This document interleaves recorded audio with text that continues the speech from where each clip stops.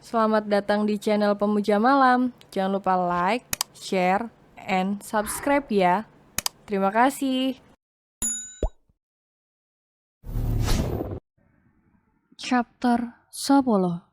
Ibunya, Bos Duren.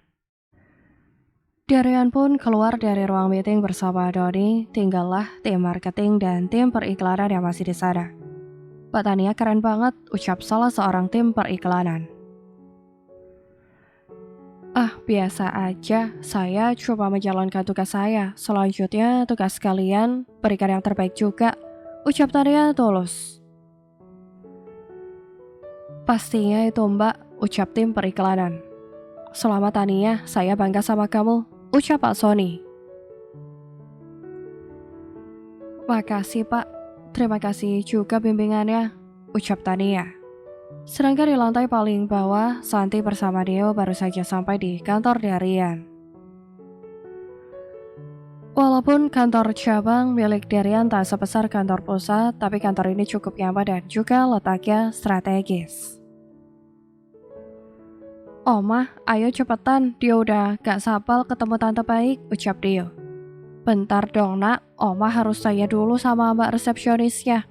Omah kan gak tahu tante baik kamu itu kayak gimana, ucap Santi.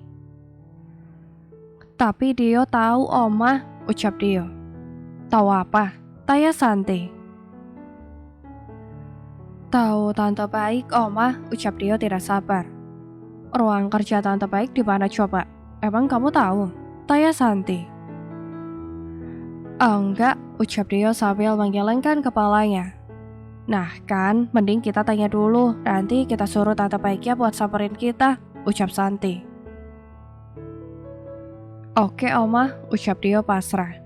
Mereka pun berjalan ke meja resepsionis untuk merayakan keberadaan Tania.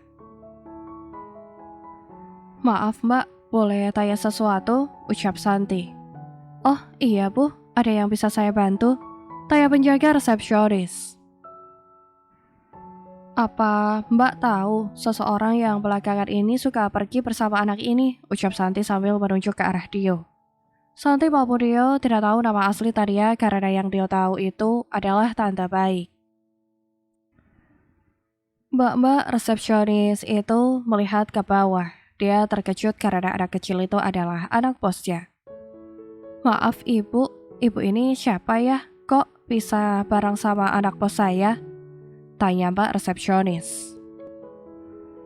Saya mamanya Darian, ucap Santi ramah. Oh, maaf bu, saya lancang, ucap mbak resepsionis tidak enak. Gak apa-apa, apa mbaknya tahu sama orang yang saya tanyakan tadi, karena saya tidak tahu nama orang yang sedang saya cari, ucap Santi. Setahu saya, selain Pak Darian, adik ini suka pergi bersama salah satu karyawan sini yang di bagian marketing, ucap mbak resepsionis. Oh, gitu. Kalau boleh tahu siapa namanya? Tanya Santi. Mbak Tania, Bu, apa mau saya panggilkan? Ucap mbak resepsionis. Boleh, terima kasih sebelumnya, ucap Santi. Sama-sama, Bu, ucap mbak resepsionis. Mbak-mbak itu segera menelpon ke bagian marketing untuk merayakan keberadaan Tania. Ternyata Tania sedang ada meeting penting. Bu, maaf, Mbak Tanianya sedang meeting. Ibu mau nunggu di sini? Apa mau ke lantai Pak Darian? Saya bisa antar, ucap mbak resepsionis. Oh, gak usah. Tolong kasih tahu aja, suruh Tanianya ke sini. Saya akan tunggu di sofa sebelah sana, ucap Santi sambil merujuk ke arah sofa tunggu. Baik bu, ucap mbak resepsionis. Santi dan Dio pun berjalan menuju sofa yang berada di lantai bawah untuk menunggu Tania. Bukan karena apa, dia tidak ingin anaknya tahu kalau dirinya diam-diam ingin bertemu sama seseorang. Tania yang baru saja datang habis meeting, cukup menguras waktu mereka berada di sana selama 3 jam, dan ini sudah mau jam makan siang, pantes perutnya sudah keroncongan. Tiba seseorang memanggil Tania, membuat Tania mau tidak mau melihat siapa yang memanggilnya. Mbak Tania, tadi Mbak Risna telepon, ucap Suci anak magang. Risna yang di lobi, tanya Tania. Iya Mbak, katanya ada seseorang yang nunggu Mbak di sana, ucap Suci. Siapa? Tanya Tania, perasaan dirinya tidak buat janji sama siapapun, apalagi punya utang gak sama sekali. Gak tahu Mbak, tapi tadi Mbak Risna bilang, Mbak disuruh ke bawah buat nemuin orang itu, ucap Suci. Ya sudah, makasih ya Suci, ucap Tania. Sama Mbak, ucap Suci. Suci pun pamit untuk bekerja kembali, sedangkan Tania segera pergi dari meja kerjanya menuju lantai bawah. Dia penasaran siapa yang menemuinya. Sesampainya di lantai bawah, Tania langsung berjalan ke arah kabin resepsionis. Riz, ada apaan? Tanya Tania. Dah datang. Itu Mbak, Bu Santi sudah nunggu Mbak dari tadi, ucap Risna. Bu Santi siapa? Aku gak kenal, ucap Tania. Bu Santi, ibunya si Bos Duren, ucap Risna. Hah, jangan bercanda aku gak ada urusan, ucap Tania. Gak tahu aku Mbak, tadi beliau nanyain Mbak, beliau juga bawa anak si Bos Noh, anaknya lagi main di deket pot gede, ucap Risna sambil menunjuk ke arah Dio. Anak itu sangat anteng dengan mainannya, sedangkan Santi sendiri dengan santainya membaca majalah. Tania ragu untuk menghampiri, dia tidak tahu apa kesalahannya, sampai ibunya si Bos datang menemuinya. Ya udah sih, Mbak samperin aja, kasihan udah nunggu lama, ucap Risna. Ya udah deh, makasih ya Riz, aku kesana dulu, ucap Tania. Sama Mbak, ucap Risna. Tania pun melangkah ke arah Santi dan mengucapkan salam. Selamat siang, Ibu cari saya, ucap Tania. Santi yang asik dengan membaca majalah segera mendongakkan kepalanya, dan melihat siapa yang berbicara kepadanya. Ternyata gadis cantik yang perawakan cukup tinggi langsing. Tania bukan? Tanya Santi.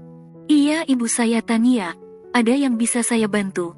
Maaf ibu lama menunggu, ucap Tania.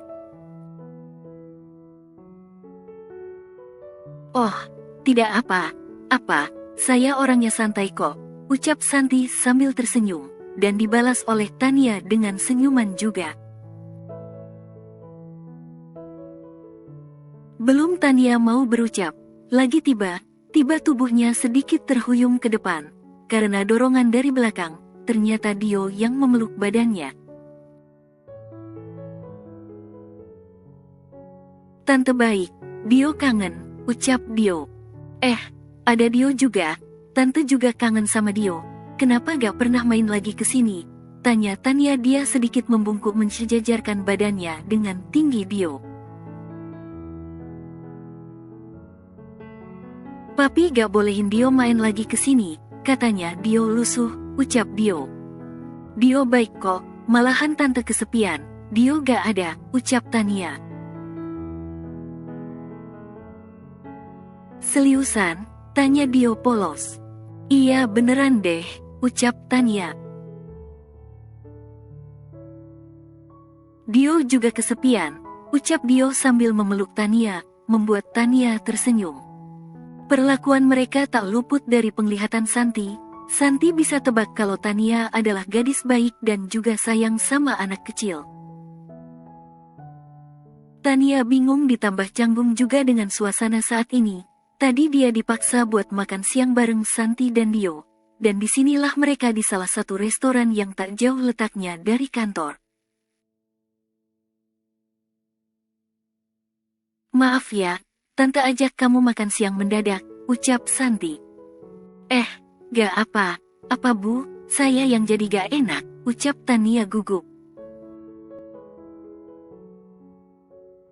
Jangan Ibu saya kan bukan atasan kamu, panggil Tante aja biar lebih akrab, ucap Santi sambil tersenyum.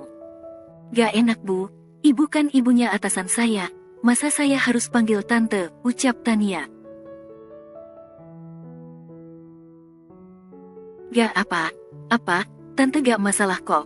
Oh gini aja, kalau kita berdua kamu panggil Tante dengan sebutan Tante, kalau di depan orang kantor kamu panggil Ibu. Gimana?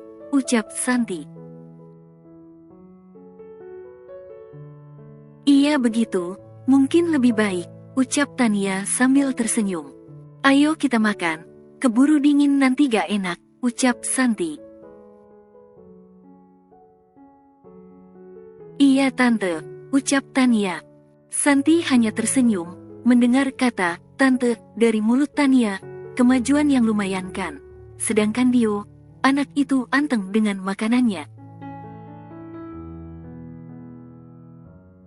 Dio mau makan udang lagi, tanya Tania. Dio mau mie Tante, ucap Dio polos. Tania yang mendengar kata mie, dia ingat kalau nih anak gak boleh makan mie sama bapaknya. Katanya alergi. Aneh emang kenapa bisa begitu? Gak boleh, nanti papi kamu marah loh, ucap Tania, membuat Dio langsung cemberut.